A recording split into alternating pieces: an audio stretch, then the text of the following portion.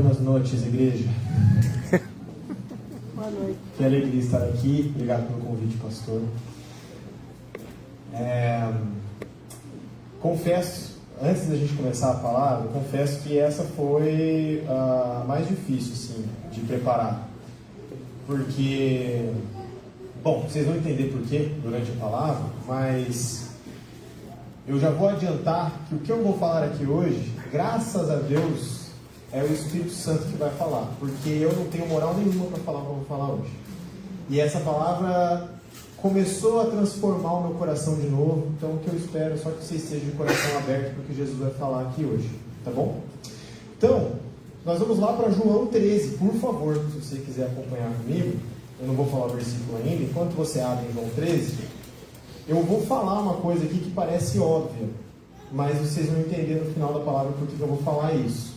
Mas eu sou um pecador que necessita da graça de Deus. E graças a Deus eu tenho convicção disso. Tá? E aí vocês vão entender o porquê que eu falei isso agora. Se você compartilha da mesma opinião que eu, não em relação a mim, né, mas em relação a você, vai ser legal também, que a gente vai se divertir nessa jornada. No capítulo 13 de João, Jesus está na última ceia, tá? Então, é legal que a gente saiba disso, por quê? Porque são as últimas horas de Jesus com os seus discípulos.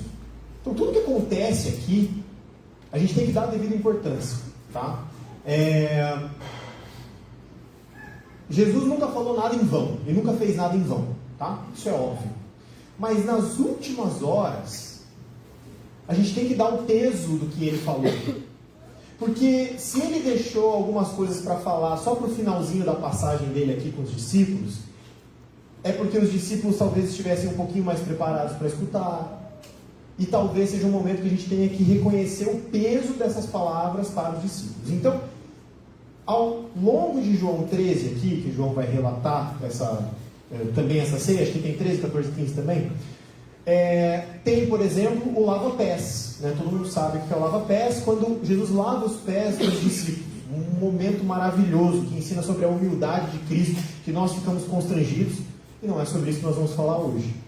E aí um pouquinho mais à frente, lá pelo versículo 30, Jesus, é um pouquinho antes na verdade, mas vai encerrar no versículo 30, Jesus está falando do traidor. Jesus fala de quem vai trair ele. Né? Jesus já sabia. Jesus chega ali e fala: um de vocês vai me trair. Aquele alvoroço. Meu Deus, será que sou eu? O que está acontecendo? Ele fala: não, vai ser aquele que eu vou molhar o pão. Tal. E aí tem aquela cena que eu não consigo nem imaginar direito como aconteceu. E ele fala para Judas: faz o que você tem que fazer e faz depressa. E Judas, vai embora da ceia. Os discípulos não entenderam nada. Nós somos privilegiados porque já temos a palavra de Deus e conseguimos entender o que aconteceu. Mas agora é esse peso que eu quero trazer para a mensagem de hoje. Jesus tinha acabado de falar para os seus discípulos, aqueles que caminharam com ele todos aqueles anos, que um deles ia trair, e ele fala assim: vai, faz o que você tem que fazer e faz depressa. E nós vamos ver agora a sequência disso, logo em sequência, tá? Então eu gostaria que você abrisse nos versículos 31 e até o 35, só que a gente vai hoje, tá? Então vai ser bem tranquilo. Depois que Judas saiu, imediatamente depois ali, dessa historinha que eu contei para vocês, Jesus disse: agora o Filho do Homem foi glorificado e Deus foi glorificado nele. Se Deus foi glorificado nele, Deus também glorificará o Filho nele mesmo e o fará em breve. Tem algumas versões que trazem imediatamente, ou glorificará imediatamente. Vamos parar aqui um pouquinho, porque parece que Jesus vai mudar de assunto. Parece que Jesus vai mudar de assunto. Mas prestem bem atenção. Se começa o versículo, por exemplo, com depois que Judas saiu, é porque tem alguma conexão com isso. E Jesus fala: agora o Filho do Homem foi glorificado. Pausa. O Filho do Homem foi glorificado quando o traidor saiu para trair? Sim. Por quê? Porque, veja gente, aqui é a primeira coisa que me chamou a atenção. a discrepância, a distância do que a gente chama de glória, do que a gente chama de honra e para o que Deus chama de honra.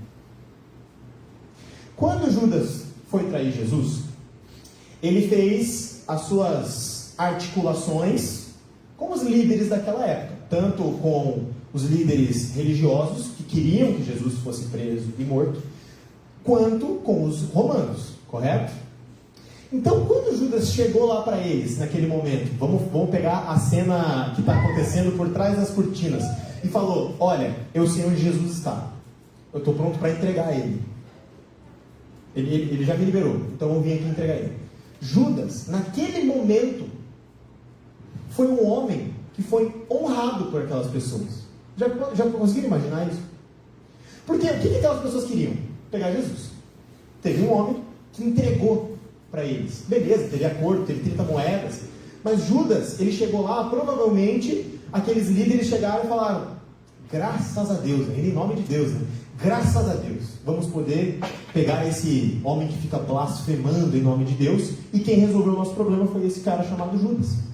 Judas devia estar assim, aflito, constrangido talvez com o que ele escutou de Jesus, mas ele devia estar falando: consegui a minha missão era entregar Jesus, eu consegui.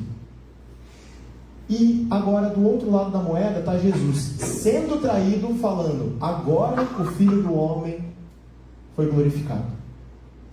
Então a gente tem que, nisso já vem a primeira reflexão, que não é a mensagem ainda, mas já vem a primeira reflexão, que é: o que nós estamos querendo como honra e glória, e o que Jesus chamou de glória.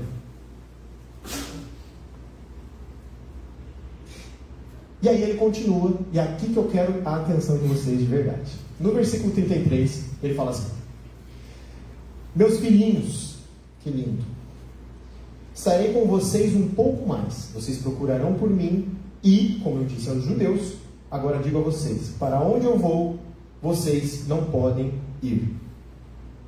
Aqui nós vamos adiantar uma pergunta de Pedro. Se você bater o olho ali nos versículos para frente, ali 38 e 39, Pedro pergunta: para onde que você vai? Eu também quero ir, não vou te largar. Mas a mensagem não é sobre isso. Mas nós vamos adiantar a pergunta dele: para onde que Jesus está indo, que ele está falando vocês não podem ir?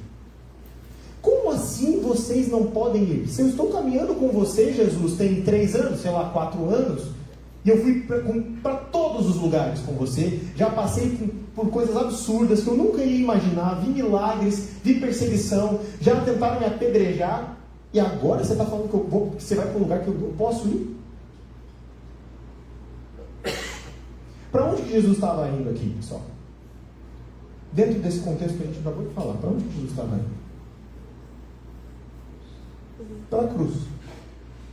Jesus estava indo para a cruz. E naquele momento, os discípulos não poderiam ir para a cruz com ele. Será que Jesus estava falando só pela questão física, literal, do ir para a cruz? Porque assim, a cruz era uma pena de morte que era, entre aspas, comum na época, tanto que Jesus foi crucificado com outros 2 aos seus lados, né? Um na direita e um na esquerda. Então, assim, se eles pegassem Jesus e pegassem Pedro, por exemplo, eles podiam crucificar os 2, não tem problema. Mas será que era disso que Jesus estava falando? Será que era dessa cruz literal que ele estava falando? Ou ele estava falando do significado da cruz? E aí eu pergunto para você: o que é o significado da cruz? Tem muita coisa que a gente pode pensar. Mas nós, que entendemos quem Cristo é, né, pelo menos um pouquinho, nós vemos que a cruz foi onde, de fato, Jesus nos substituiu. Foi onde Jesus levou sobre si todo o pecado, de fato, naquele lugar, para que nós tivéssemos vida. Mateus, isso aí a gente já sabe, a gente fala sobre isso o tempo inteiro, a gente canta aqui, nessa última música também a gente falou um pouquinho sobre isso. Mas, por que Jesus falou, vocês não podem ir agora? O que ele quer dizer? Vocês não conseguem fazer isso que eu vou fazer agora. Mesmo que vocês sejam presos na cruz hoje, naquele exato momento, vocês não vão levar sobre si os pecados das outras pessoas. Então isso que eu vou fazer, que é a minha glória, vocês não podem fazer. E aqui a gente começa a refletir um pouquinho sobre as nossas vidas. Porque, agora, cheio de spoiler que a gente tem, né? A gente já tem o Novo Testamento inteiro. A gente sabe que para seguir a Jesus, por exemplo, a gente tem que carregar a nossa cruz. Que a gente tem que negar a si mesmo e assim por diante. E aí a gente vê que todas essas coisas estão conectadas. Que esse significado de cruz, ele não é a cruz literal para nós. Ele é esse simbolismo da cruz que significa algo a mais. E várias coisas, não vamos gastar tempo com isso, mas ele significa algo a mais do que, por exemplo, a morte física. Né? Porque se fosse morte física por morte física, Jesus era só mais um homem que teria morrido e está tudo certo. Mas não, a gente sabe que não foi isso que aconteceu. Então, Jesus parece que troca de assunto de novo no próximo versículo. Ele fala assim: um novo mandamento dou a vocês. Amem uns aos outros como eu os amei. Vocês devem amar uns aos outros.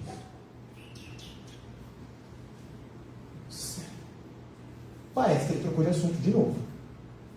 Estava falando do traidor, falou que ele vai ser glorificado com essa traição porque ele está indo para a cruz, um lugar que os discípulos não podem ir. E aí do nada ele fala, nas últimas horas, Jesus escolheu as últimas horas, os últimos momentos para falar: quase esqueci, um novo mandamento vos dou. O cara teve 33 anos para falar que não é um novo mandamento vos dou. Mas aí que está, gente. Ele não está trocando de assunto. A gente vai entender o peso disso hoje, que eu demorei muito para entender, ou seja, entendi agora há pouco. Qual que era... Quando perguntaram para Jesus quais eram os mandamentos, né? O que ele respondeu? Lá em Mateus 22, ele responde assim: ame Deus sobre todas as coisas e o teu próximo como a ti mesmo. Nisso se resume a lei. Nisso se resume todos os mandamentos. Olha que loucura. O próprio Deus, ele resumiu todos os mandamentos, toda a lei mosaica, tudo em duas coisas. Que eram semelhantes, segundo ele, que ele fala: ame a Deus sobre todas as coisas, e um que é semelhante a este: ame ao próximo como a ti mesmo. Uau! Esse já é difícil. Esse mandamento já é muito difícil para nós. Às vezes parece impossível. Mas agora, nas últimas horas, Jesus de Nazaré chega para os seus discípulos e fala: um novo mandamento vos dou. E aí ele fala: amem uns aos outros. Se ele parasse aí, Pedro já falava: suave, essa eu já entendi, amigão. Tranquilo, meu Senhor, essa eu já entendi. Mas ele continua e ele fala assim: como eu os amei, vocês devem amar uns aos outros. Aqui que está o novo parâmetro que Jesus dá nesse mandamento. Eu falei novo parâmetro, ele falou novo mandamento, mas a gente entende que é quase um preenchimento. É como se ele continuasse, assim, como se ele botasse uma vírgula e continuasse. Porque o ame o próximo, ele já tinha falado, vírgula, como eu os amei. E agora que a gente tem que conversar um pouquinho sobre isso.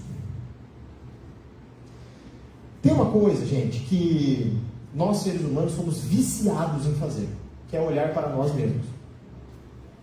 Foi isso que aconteceu com Adão, com Eva, e aí acontece conosco desde então.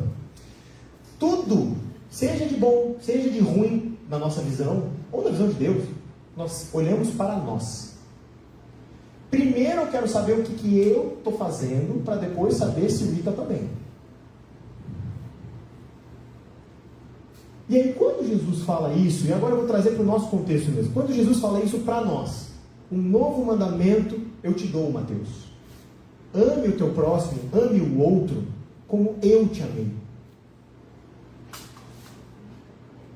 A primeira coisa que eu penso é: tá, e o que eu estou fazendo de errado? Só que a primeira pergunta tinha que ser: como que Jesus me amou? E nós temos que saber disso. Nós temos que entender o que Jesus fez por nós. E eu estou falando entender com o sentido mais profundo da palavra. Não apenas saber, porque qualquer pessoa pode ler a Bíblia, decorar o que Jesus fez, supostamente fez por nós, um ateu, por exemplo, e saber o que Jesus fez. O que eu estou querendo dizer de entender, compreender, é mastigar, meditar naquilo que Jesus efetivamente fez por mim, o que Ele efetivamente fez por você, para que daí então eu possa saber como que eu amo o meu próximo. E isso é muito difícil. Porque, de novo, a gente repete o que Jesus fez na cruz, a gente repete o que Jesus fez no mundo, a gente repete o que Jesus disse nos evangelhos, mas na hora da gente pegar esse mandamento, essa segunda parte do mandamento ali de ame o próximo, a gente volta a pensar em nós. Até no amor ao próximo nós pensamos em nós. Por exemplo, o nosso amor, ele é um amor meritocrático. Eu só amo o Mário se ele merecer. Eu só ajudo o próximo ali na esquina se ele merecer. E daí, vocês já estão entendendo onde eu quero chegar. Foi esse amor de Jesus para conosco? Já imaginou se Jesus chegasse para mim e falasse assim: Mateus, eu te amo, e eu morro por você na cruz, só que você tem que merecer. Morto. Estou morto. Não tem como. Então o nosso amor humano, ele é meritocrático. E a segunda coisa que o nosso amor humano ele olha custo-benefício. Gui, eu te ajudo a descer com as coisas lá, mas o que eu ganho com isso? Eu dou esmola para ele ali na rua, para eu me sentir bem depois, e ainda bater no peito e falar: ó, eu ajudo os pobres. Dê em mim, sou um cara bom. Nosso amor sempre tem um custo-benefício, mesmo que alcance o outro. E Jesus usa até disso, né? Deus usa até disso. Deus usa até da nossa ignorância, do nosso egoísmo, para ajudar as pessoas, e glória a Deus por isso. Mas não é por isso que nós vamos continuar fazendo com ignorância e egoísmo. Então, a gente só ama o outro se a gente tiver um tipo de satisfação nisso. Se a gente tiver um custo-benefício, ou se a pessoa merecer. Porque o nosso amor, ele olha para nós. Mas aí vamos supor que nós estamos num dia muito iluminado. E aí quando a gente lê, ama o teu próximo, a gente fala: tá, hoje eu vou fazer isso. Hoje eu vou amar o meu próximo. É isso.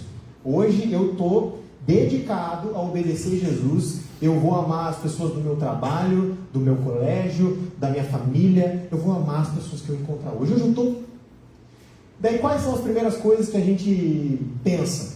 Que não está errado, tá, pessoal? Mas vocês vão entender onde eu vou chegar. São coisas, por exemplo, morais, éticas. E sim, gente, o Evangelho, ele muda a nossa moral e ele muda a nossa ética. Ponto. Por favor, não achem que eu estou de heresia aqui. Mas, se a gente só pensar naquilo que é moral e ético para nós, para a gente ajudar o próximo, a gente vai entender que não é exatamente disso que Jesus está falando. Por exemplo, não, hoje eu vou amar a minha esposa, a alma da minha esposa, então eu vou respeitá-la. É sério mesmo. Que a morte de Cristo serviu para você respeitar um ser humano. Se fosse isso, um ateu não respeitava ninguém. Gente, eu conheço ateus que são excelentes pessoas. Assim, de forma admirável e até invejável. Que eu olho para mim e falo: nossa, eu que sigo a Cristo não consigo fazer o que esse cara fez. Então, eu tenho que melhorar moralmente? Sim, pessoal. Eticamente? Sim. Tenho que respeitar os outros? Sim. Tenho que falar a verdade, por exemplo? Sim. Tenho que ser honesto? Sim. Mas é disso que Jesus está falando quando ele falou assim: ame o teu próximo como eu te amei. É disso? Será que a gente já foi tão profundo a entender o que está querendo dizer com isso? Eu acho que não. Sabe por quê, gente? Porque o Evangelho, ele não tem a ver com o que. Ele tem a ver com o como. De novo, você pode saber tudo a respeito de Jesus. O Leandro Carnal, vocês sabem quem é Leandro Carnal? Todo mundo sabe, filósofo Leandro Carnal. Ele tem uma série de um estudo dele que conta a história de Jesus. E vou falar para vocês, é fantástico. O conhecimento teológico dele é absurdo. Ele é ateu. Então Deus não está preocupado com o que você sabe sobre ele somente. Ele está preocupado como. Porque saber que eu tenho que amar o próximo, eu já sei. E agora como? Será que eu efetivamente estou amando como Jesus me amou? E aí, gente, vamos voltar para o nosso contexto aqui. Do que Jesus estava falando quando ele falou que agora você é glorificado? Alguém lembra? Estava falando da cruz. Quando ele falou que ele não podia ir para algum lugar, que os discípulos não podiam ir para um lugar que ele ia, da onde que ele estava falando? Da cruz. Então, do que ele está falando agora, de novo? Da cruz. Amar como Jesus amou é cruz. É cruz. É um amor de cruz. E agora? E agora? E agora quem que vai levantar a mão e falar que ama o próximo como Jesus amou? E de novo, ele não está falando da cruz literal. Nem tem mais essa pena de morte. Ele está falando de um outro tipo de amor.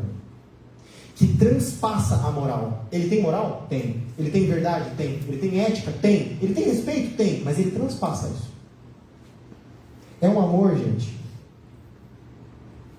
que a gente gosta de falar, né? A cruz é o ponto alto do amor de Deus. A cruz é a maior representação de amor pela humanidade. Olha que loucura. É esse tipo de amor que Jesus está pedindo para a gente ter uns pelos outros. E esse amor, gente, ele é um amor que é sacrificial. Ele é um amor que é incondicional. Porque foi esse amor que Deus teve por mim. Ele se sacrificou por mim sem condições. Porque senão vai ter que entrar um merecimento. E de novo, o Mateus não merece. Só que daí eu vou ter que perguntar, a Duda merece o meu amor? A resposta é, não importa. Não importa. Porque se eu amar ela, a minha esposa, como Jesus me amou, eu tenho que amar ela sem condições. E de forma sacrificial. É um amor que ele exige serviço e ele exige renúncia. Porque Jesus renunciou da sua vida.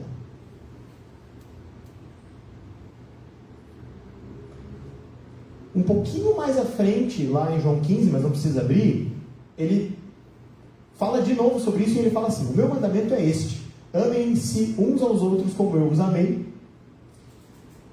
pois ninguém tem amor maior do que aquele que dá a própria vida pelo seu amor. Ou seja, ele deixando claro que ele estava falando de cruz mesmo. Que o nosso amor pelo outro tem que ser um amor de renúncia, de dar a vida mesmo. Ele é um amor que perde, humanamente falando. Porque Jesus, para quem queria que ele tivesse sido crucificado, ele perdeu naquele dia. Perdeu. Perdeu seus seguidores, perdeu sua vida, perdeu sua moral. Foi humilhado. Então esse nosso amor é um amor que perde para os outros. Mas ele é um amor que perdoa. Ele é um amor que substitui. Ele é um amor que não apenas o Gui precisa carregar alguma coisa lá para baixo, eu falo assim: Gui, vai, irmão, vai na boa, pode ir. Não, é tipo assim, dá aqui que eu carrego para você. Esse é o tipo de amor que Jesus nos amou. Que é um tipo de amor, gente, que pessoas boas não conseguem fazer. Que, como eu falei, eu conheço pessoas excelentes, muito melhores, mas muito melhores que eu, assim. Todas que eu conheço muito melhores que eu. Mas esse tipo de amor de cruz, ele transpassa uma pessoa boa e uma pessoa ruim. Ele entra nessa questão espiritual da coisa, não querendo espiritualizar, mas espiritual que eu digo é do teu âmago, é do teu espírito. O seu espírito ama aquela pessoa. Mas aqui tem mais um problema.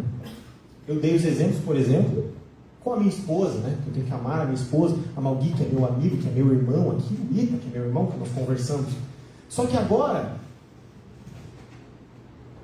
será que este outro que nós devemos amar é só esse outro que a gente gosta?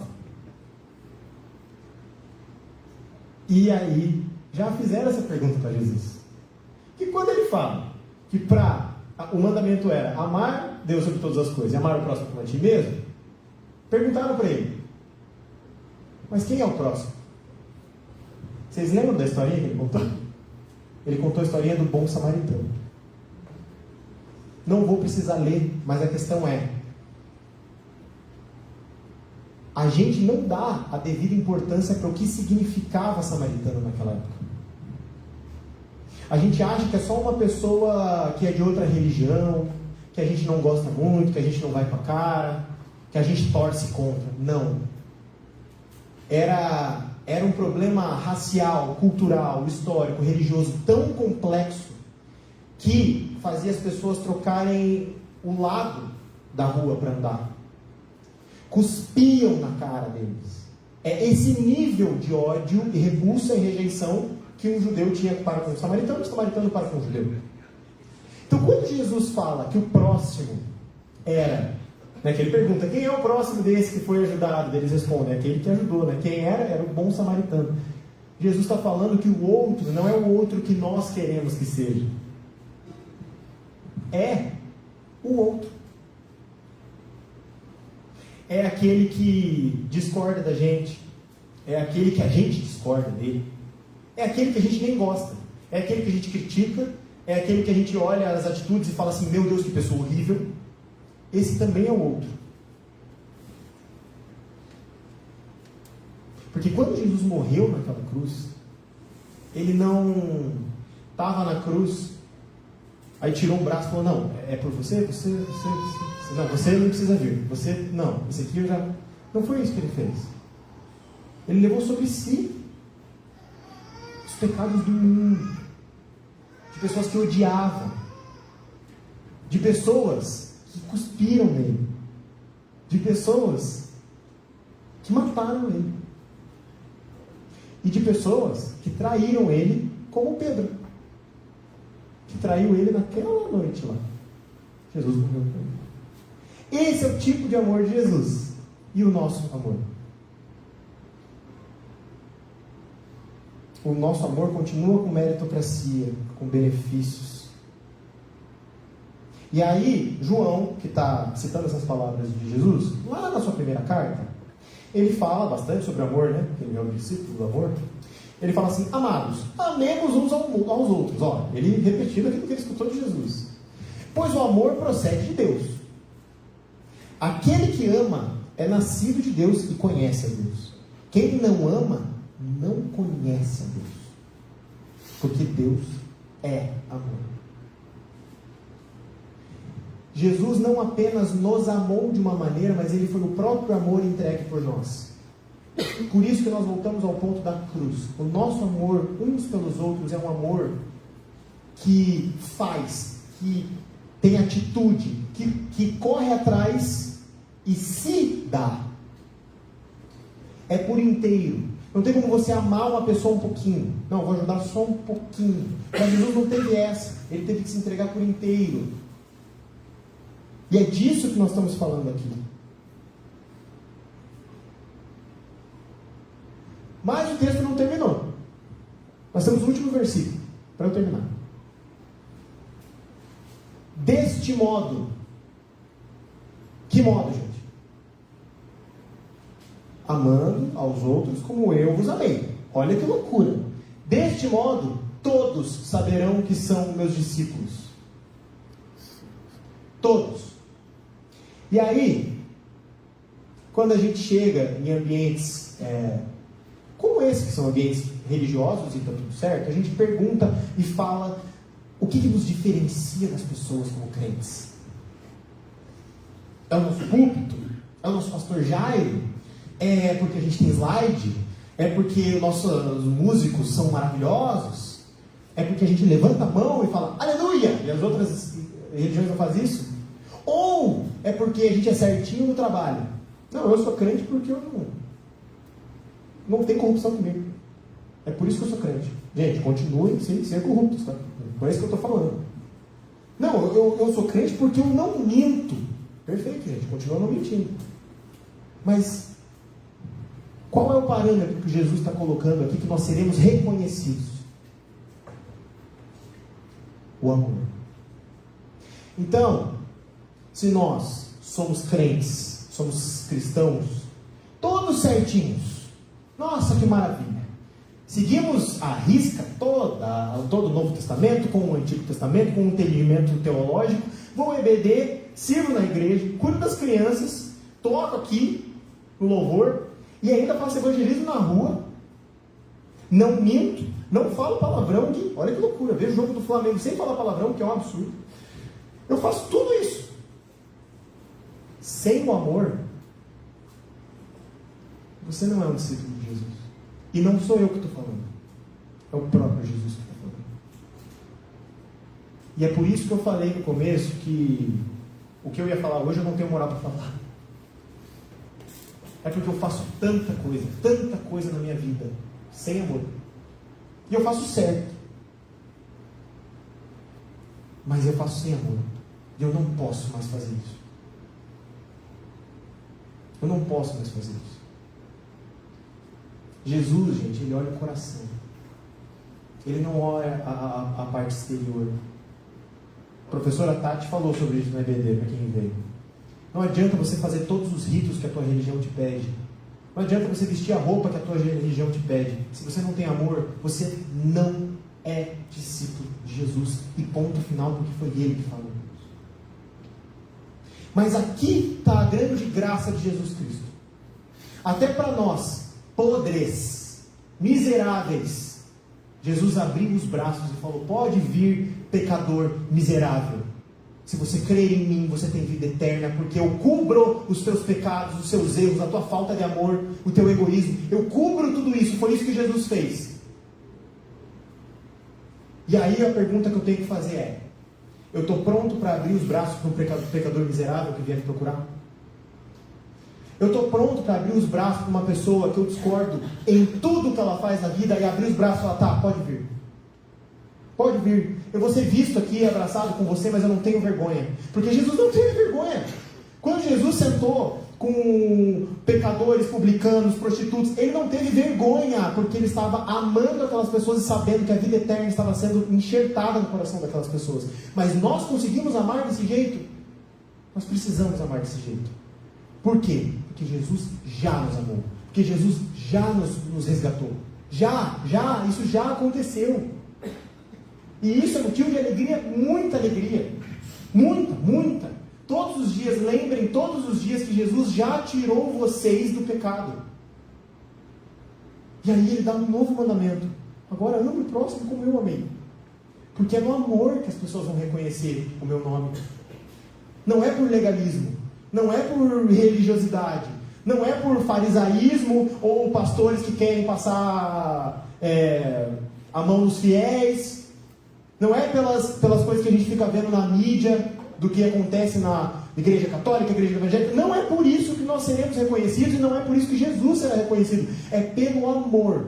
Um amor, sim, cristão. Um amor, sim, em Cristo, de cruz. Mas é pelo amor. É pelo amor.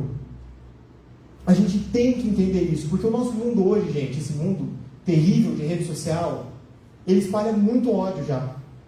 A gente não pode acompanhar isso. A gente não pode. E eu estou falando isso aqui me exortando, porque às vezes eu tenho que fazer um comentário mais apimentado numa publicação de um político que eu não gosto. Mas você já pensou se aquele político horroroso encontrar uma pessoa que abriu os braços para ela e falar assim: eu não estou falando que eu concordo com o que você faz, mas eu tenho em Cristo que abriu os braços para mim quando eu era pior do que você. Já imaginou se essa pessoa tem essa chance? Não vamos passar a mão para o pecado, pessoal. O pastor sempre fala isso. Mas nós temos que estar de braços abertos para as pessoas. Nós temos que amar as pessoas. Gente, quem está com Cristo não tem lado em guerra. Não tem lado em guerra. O lado que nós temos que tomar quando acontece uma guerra é por quem está sofrendo, independente de quem seja. Não tem lado em guerra. Os caras estão lutando por território, por petróleo, por dinheiro, e nós estamos lutando pelo quê? Pela razão. Pela Bíblia. Ou será que nós estamos lutando pelo amor de Cristo? Para que aquela pessoa receba aquele mesmo olhar de Cristo que você já recebeu, meu irmão. E se você não recebeu, eu oro para que essa noite você receba. Porque não temos mais tempo a perder. A gente escuta o tempo inteiro que Jesus está voltando. Quando Ele voltar, nós não vamos ser pegos de surpresa, porque nós estaremos amando. Sendo perseguidos, açoitados, apedrejados. Não sei o que vai acontecer no futuro com o cristão. Então nós amaremos uns aos outros. Esse é o mandamento de Jesus nas suas horas finais com os seus discípulos. E a gente pode estar vivendo horas finais. E a gente vai resolver agir com ódio, com legalismo, ou a gente vai resolver agir com amor, sem abrir mão da nossa fé, sem abrir mão dos nossos princípios, sem abrir mão da palavra de Deus, mas com amor. Com amor. A gente não aceita aquilo que está errado. Mas aquilo que está errado, eu já fiz 20 milhões de vezes errado, pior. Então eu preciso obedecer a Cristo com amor, não com legalismo. E é por isso que eu falei que eu sou um pecador que necessita da graça de Deus. Quando eu entendo isso, eu preciso abrir os braços para o outro pecador que necessita da graça de Deus. Porque seria muita injustiça, muito egoísmo, muita mesquinharia minha não olhar para o próximo, aquele que está precisando. Isso é o amor de Cristo. É isso. Tudo Ele resumiu nisso, no amor. Porque Ele é amor. Ele não dá, Ele não faz amor. Ele é amor. Amém, gente? Amém. Vamos orar então para a gente finalizar, daí o pastor pode subir. Deus, muito obrigado, Senhor, pelo seu amor. Obrigado por tudo que o Senhor tem feito por nós, fez por nós naquela cruz e fará ainda nas nossas vidas. Mas graças a Deus a nossa esperança está segura em Ti, Paizinho, porque o Senhor garante. O Senhor é aquele que começou a obra e o Senhor vai terminar até o dia de Cristo Jesus. O Senhor promete isso. Mas o Senhor pede que nós amemos uns aos outros. É muito difícil, Senhor, mas não é porque é difícil que eu vou abrir mão de tentar, vou abrir mão de melhorar, vou abrir mão de entregar cada vez mais para o Senhor, para que o Teu Espírito Santo tome o nosso coração, nos envolva nesse amor maravilhoso a ponto de nós não termos o que falar, a não ser do Seu amor, porque a boca fala que o coração está cheio. Então nos inunde no Seu amor, para que nós não paremos de falar do Seu amor, em qualquer assunto, em qualquer momento, e que possamos estar de braços abertos para o pecador necessitado, porque nós somos também, e o Senhor sempre está de braços abertos para um pecador necessitado, honesto, que reconhece. Que Teu nome seja louvado, Pai, nessa noite, nessa semana. Nos guie para casa, Paizinho, mas principalmente nos guie na Tua presença, na Tua paz e no Seu amor. Em nome de Jesus. Amém. Amém.